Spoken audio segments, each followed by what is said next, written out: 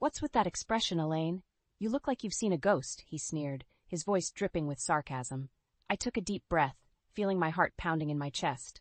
"Derek, I can't do this anymore. Your constant belittling, your complete disregard for my feelings, it's suffocating me." Derek laughed, a harsh sound that echoed off the walls. "Oh, please. You're being dramatic. You knew what you were getting into when you married me. A woman of your limited capabilities should be grateful." Grateful? The word echoed in my mind, mocking me. I thought back to the days when we first met. I was 27 then, full of ambition and dreams, working diligently in the marketing department of a bustling firm. Derek, with his charming smile and seemingly kind demeanor, had swept me off my feet. We met at a company event, and he was all I had ever wanted, or so I thought. But now, standing in our meticulously kept living room, I barely recognized the man before me. The kind and attentive Derek I had fallen in love with was gone, replaced by this cold, calculating person who seemed to take pleasure in my misery. "You think I should be grateful?" I challenged, my voice steadier than I felt. "Grateful for a husband who sees his wife as nothing more than a maid? Who values his ego over our relationship?" Derek's face darkened. "You know your place, Elaine. You gave up your job to be my wife, to take care of me in this house. That was your decision." "Yes, it was my decision," I shot back, feeling a surge of anger. "A decision I made because I believed in us, in our partnership. But this is not a partnership, it's tyranny." He scoffed. "Dramatic as always. You should know by now, Elaine, I'm the one who makes the decisions here. If you can't handle the simple tasks of a housewife, maybe you should reconsider your position in this marriage." Reconsider my position? The words hit me like a physical blow. All the years of putting his needs before mine, of enduring his criticisms and dismissals, of trying to be the perfect wife he demanded, it all came crashing down in that moment. I straightened, meeting his gaze head-on. "No, Derek, it's you who should reconsider. I'm not your property, and I refuse to be treated as such any longer. I deserve respect, and if you can't give me that, then maybe this marriage was a mistake." The room fell silent, the weight of my words hanging in the air between us. Derek's face was a mask of shock and anger, his eyes burning into mine. "So that's how it is?" he said finally, his voice low and dangerous. "You think you can just walk away? You think you can survive without me?" I took a step back, feeling a flicker of fear, but I pushed it down. "I don't just think it, Derek. I know it. I'm not the scared, timid woman you think I am. I'm stronger than you know, and I won't be broken by your cruelty." For a moment, Derek looked as if he might say more, but then he turned on his heel and stormed out of the room, leaving me alone with my racing thoughts and a newfound determination. I knew this was just the beginning, that the road ahead would be difficult. But for the first time in a long time, I felt a spark of hope. I would find my way out of this. I would rediscover the woman I used to be, the woman I was meant to be. And Derek would come to regret ever underestimating me. The days following our confrontation were a blur of icy silences and veiled insults. Derek's contempt for me had become more apparent, his mask of charm and affection long since discarded. One evening, as I prepared dinner in our pristine kitchen, Derek sauntered in, his eyes scanning the spread with an air of disdain. "Is this what you call a meal? It looks as unappetizing as it probably tastes." I clenched my fists, feeling a familiar surge of frustration.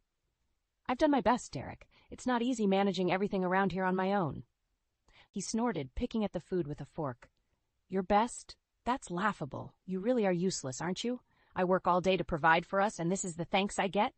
A mediocre dinner from a mediocre wife." His words stung, but I refused to let him see my pain. "I'm not your servant, Derek. I'm your wife. I deserve some respect, some appreciation." Derek looked up, his eyes cold. "Respect? For what? Keeping the house barely presentable? Even that seems to be beyond your capabilities. And don't even get me started on your lack of skills in the kitchen." I felt a lump form in my throat, but I swallowed it down. "I don't know why I bother trying. Nothing I do is ever good enough for you." "You bother because it's your duty," he replied sharply. "And you're right, it's never good enough. Maybe I made a mistake marrying someone so clearly out of her depth." His words echoed in my mind long after he left the room. I looked around at the house I had meticulously maintained, the the meals I had painstakingly prepared, all for a man who couldn't care less. A sense of hopelessness washed over me, but beneath it there was a growing ember of anger, a burning need to prove him wrong. Later that week, I found myself confiding in Mara, my closest friend and confidant. Over coffee, I poured out my heart, the words spilling out in a torrent of frustration and despair. He doesn't see me, Mara. He doesn't see the effort, the love I put into everything. It's like I'm invisible, I said, my voice breaking. Mara reached across the table, her hand warm on mine. Elaine, you're so much more than he makes you out to be. You're strong, talented, capable. You don't need his validation to know your worth. Her words were a balm to my wounded soul, and in that moment something shifted within me. I realized that I had been seeking approval from a man who was incapable of giving it. I had been diminishing myself, trying to fit into the mold of the perfect wife he demanded, at the expense of my own identity. From that day on, I began to reclaim pieces of myself that I had lost along the way. I started secretly working on my graphic design skills, a passion I had abandoned for the sake of my marriage. With each design I created, I felt a sense of empowerment, a reminder of who I was before Derek tried to define me. And as I grew stronger, Derek's attempts to belittle me became less effective. His words still hurt, but they no longer had the power to break me. I was building a foundation for a new life, one where I was the architect of my own destiny. The atmosphere in our home had become a battlefield of unspoken words and simmering resentments. Derek's disdainful remarks had escalated, each one aimed to diminish and control me. But something within me had changed. The once cowering woman was slowly giving way to someone stronger, more defiant. One evening, as Derek arrived home, his usual air of self-importance was more pronounced. He dropped his briefcase by the door and surveyed the living room with a critical eye. "This place is a mess. What have you been doing all day?" I stood up, feeling a surge of defiance. "I've been working, Derek, on my graphic design projects." He laughed, a sound that sent shivers down my spine. "Working? You call that a job? It's a hobby at best, Elaine. Don't flatter yourself." His words were meant to wound, but I stood my ground. It's more than a hobby. I'm building something for myself, something that doesn't revolve around pleasing you. Derek's expression darkened. "You're getting bold, aren't you? Remember your place, Elaine. You're my wife. That's your primary role." I met his gaze, my voice steady. "My place is not just as your wife. I am my own person, with my own dreams and aspirations." He moved closer, his presence dominating the space. "You have no dreams outside of this house. I provide for you. I give you everything you need. You should be grateful." Grateful. That word again. It echoed in my mind, mocking me. Grateful? For being treated like a possession? For having my aspirations and efforts constantly belittled? No, Derek. I'm not grateful. I'm suffocated. For a moment he seemed taken aback, his facade slipping, but he quickly regained his composure, his voice laced with venom. "You're nothing without me, Elaine. You think you can survive on your own? You'll come crawling back, begging for my forgiveness." His words were meant to break me, but they only fueled my resolve. "I won't be crawling back to you, Derek. I'm stronger than you think." As the days passed, my secret work on graphic design projects became my sanctuary. Each piece I created was a testament to my creativity and resilience. My conversations with Mara became more frequent, her words of encouragement, a lifeline in the storm that was my marriage. I knew that leaving Derek would not be easy. He had woven a web of control and dependence that I had unwittingly stepped into. But with each passing day, the web was loosening, the hold he had on me weakening. I began to plan my escape, each step calculated and deliberate. I opened a separate bank account, securing my earnings from my freelance work. I reached out to a lawyer, discreetly inquiring about the divorce process. But most importantly, I began to rebuild the self-esteem that Derek had so systematically tried to destroy. I looked in the mirror and saw not a broken woman, but someone who was slowly piecing herself back together, someone who was ready to fight for her freedom. And as I lay in bed each night, listening to Derek's steady breathing, I knew that the time for whispers of rebellion was coming to an end. Soon it would be time for bold action, for reclaiming the life that was rightfully mine. The morning sun cast a warm glow through the curtains, but the atmosphere in our house remained cold and unyielding. Derek's contempt had become a daily ordeal, but my resolve had only strengthened. As I sat at the kitchen table, working on a graphic design project, Derek entered, his expression one of derision. "Still playing at your little hobby, I see. When will you realize it's pointless?" I didn't look up from my screen. "It's not pointless, Derek. It's my career, and it's thriving, unlike your opinion of it." He scoffed, pouring himself a cup of coffee. "A career? Don't make me laugh. You're a housewife, Elaine, nothing more. Your place is here, taking care of me, not indulging in these childish fantasies." I felt a flash of anger but kept my composure. My place is wherever I choose it to be, and right now it's here, building a future for myself. Derek slammed his cup down, coffee splashing over the rim. "You have no future outside of this house, Elaine. I won't allow it." His attempt to intimidate me was evident, but I no longer felt the fear that once gripped me. "You don't get to decide my future, Derek. I'm not your property. I'm a person with my own dreams and ambitions." He leaned in, his face inches from mine, his voice a menacing whisper. "You'll never succeed. You're weak, dependent on me for everything. You'll come crawling back, mark my words." I stood up, meeting his gaze. "I won't be crawling back to anyone, Derek. I'm stronger than you'll ever know." The days that followed were a tumultuous mix of silent treatments and bitter arguments. Derek's attempts to belittle me became more desperate, his words more cutting, but with each barb my determination only grew. My work as a graphic designer was gaining traction, my designs being noticed by larger clients. I was building a portfolio that spoke of talent and creativity, a far cry from the hobby Derek so scornfully dismissed. Mara, ever my pillar of support, was a constant source of encouragement. "You're doing amazing, Elaine," she would say. "You're proving him wrong every single day." And she was right. With each project I completed, each client I impressed, I was rewriting the narrative Derek had tried to impose on me. I was no longer the voiceless shadow in his life. I was becoming a force in my own right. The turning point came one evening, as Derek returned from work. He found me in the living room, my laptop open, displaying a particularly intricate design I had just completed.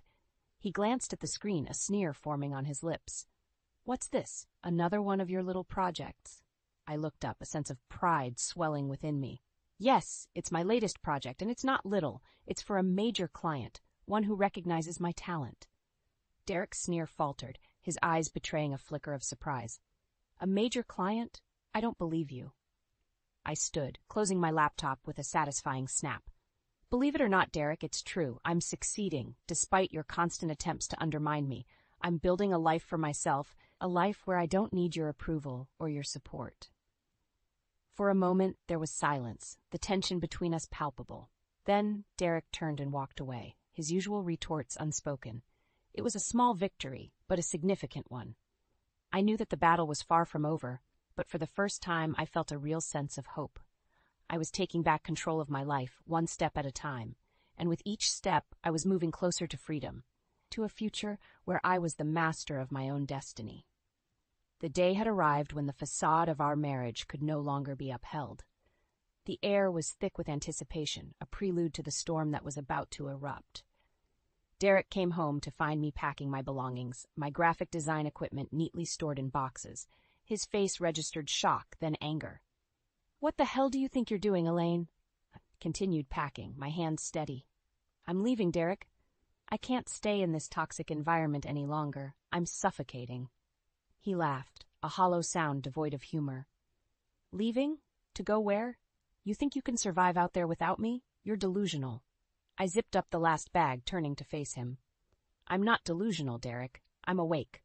I've realized that I don't need you to survive. In fact, I'm better off without you." His face contorted in rage. "You'll come back. You'll see how hard it is, and you'll come crawling back to me." I shook my head, a sense of liberation washing over me. "I won't be coming back. My work as a graphic designer is taking off. I have clients, projects, a career. I'm not the helpless woman you think I am." Derek stepped closer, trying to intimidate me. "You think you're something special because you've got a few clients? You're nothing, Elaine. You'll always be nothing without me."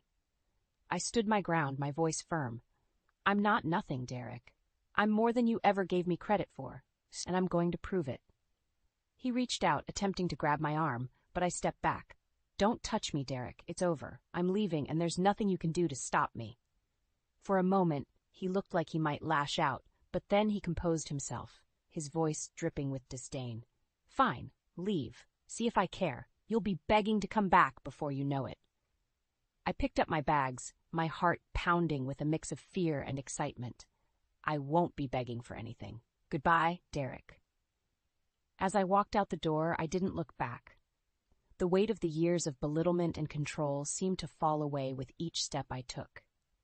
I was embarking on a new journey, one where I was in control of my destiny. I knew the road ahead would be challenging, but I was ready to face the world on my own terms, ready to show Derek and anyone else who doubted me that I was capable, strong, and independent. And as I drove away from the house that had been my prison, I felt a surge of empowerment. I was no longer Elaine, Derek's wife. I was Elaine, the graphic designer, the artist, the survivor. In the weeks following my departure, I found both solace and challenge in my newfound independence. My career as a graphic designer flourished, each project a stepping stone towards greater achievements. Meanwhile, Derek's world was unraveling, his true nature exposed for all to see. One afternoon, Mara called me with unexpected news. Elaine, have you heard about Derek? I hesitated, unsure if I wanted to know. No, what happened? He's been fired, Mara said, her voice tinged with disbelief. Apparently, his performance had been declining for months, and after you left, it just got worse. He's lost his job. I felt a mix of shock and vindication.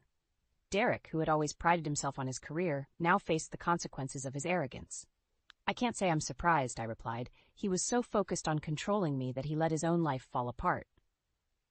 But that's not all, Mara continued. He's been trying to reach out to you. He's called me a few times, asking if I knew where you were. I felt a chill run down my spine. Derek's persistence was unsettling, but I was determined not to let it shake me. I've moved on, Mara. He's a part of my past now. In the following days, Derek's attempts to contact me became more desperate. He left voicemails, sent emails, each one oscillating between pleas for reconciliation and angry accusations. But I stood firm, ignoring his attempts to drag me back into his toxic orbit. As my career took off, I was invited to showcase my work at a prominent design exhibition. It was a moment of triumph, a testament to my hard work and talent. I stood among my peers, my designs displayed for all to see, feeling a sense of accomplishment that I had never experienced with Derek. The exhibition was also where karma made its grand appearance.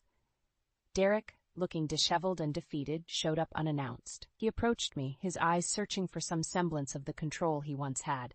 Elaine, he started, his voice unsteady. I need you. I've lost everything. Please, take me back. I looked at him, seeing the man I once thought I loved, now just a shadow of his former self. Derek, you haven't lost everything. You threw it away. You chose your ego over our marriage, your pride over our happiness. He reached out, but I stepped back. Please, Elaine, I'll change. I'll do anything. I shook my head. It's too late, Derek. I've moved on.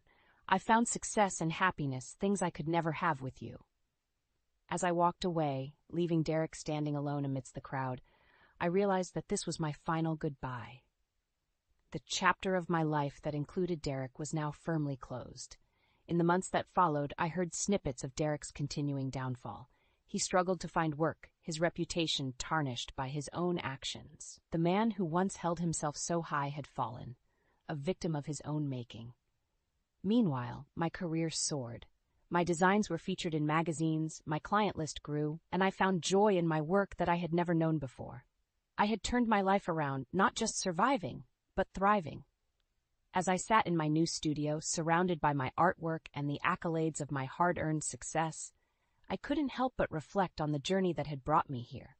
The sun streamed through the large windows, casting a warm glow over the room, mirroring the lightness I felt in my heart. Mara visited me that afternoon, her face bright with a smile as she looked around. Elaine, you've done it. You're truly an inspiration. I smiled back, a sense of contentment washing over me. It's been a journey, Mara, but every step was worth it. We sat down with cups of coffee, the aroma blending with the scent of fresh paint and paper. Do you ever think about Derek? Mara asked cautiously. I paused, the memories surfacing briefly. I do, sometimes, but not with anger or regret. He was a part of my path, a difficult chapter that led me to where I am now. Mara nodded, understanding in her eyes. And now you're free, living the life you were meant to. Yes, I agreed, gazing out the window. Free to create, to live, to be me. Derek's hold on me, his attempts to diminish me, they're just echoes of the past now. The conversation shifted to my upcoming projects, the excitement of new challenges and opportunities. But as Mara spoke, I found my thoughts drifting back to the person I was when I was with Derek. That Elaine was like a distant shadow, a reminder of how far I had come. After Mara left, I took a moment to savor the quiet of my studio. The struggles, the pain, the liberation, they had all woven together to create the tapestry of my life. And in that tapestry, the dark threads served only to make the bright colors shine even brighter. I realized then that my story was not just about escaping Derek's shadow. It was about discovering my own light, the strength, resilience, and talent that had always been within me, waiting to be acknowledged and embraced. As the day gave way to evening, I looked at the designs lining the walls of my studio. Each one was a piece of me, a part of my journey. I had not only survived, I had thrived. And in thriving, I had found a peace that was more profound than any revenge. The chapter of my life with Derek had ended, but my story was just beginning. A story of triumph, of finding joy in the midst of sorrow, of rising from the ashes to create something beautiful. As the last rays of the sun faded, I turned off the lights in my studio and stepped out into the cool evening air. The world lay before me, vast and full of possibilities. And I, Elaine, once a shadow, now a source of light, was ready to embrace whatever came next.